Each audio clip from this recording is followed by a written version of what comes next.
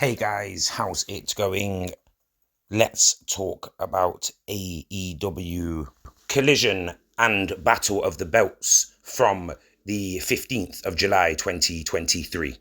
Firstly, and as always, this video in no way has been designed to deceive anyone. There is no actual footage in this video. This video is audio only. This video has been created to still photos only due to copyright issues. And these are my live audio only highlights, updates, and results from what has taken place on tonight's AEW All Elite Wrestling show. Welcome to Saturday Collision.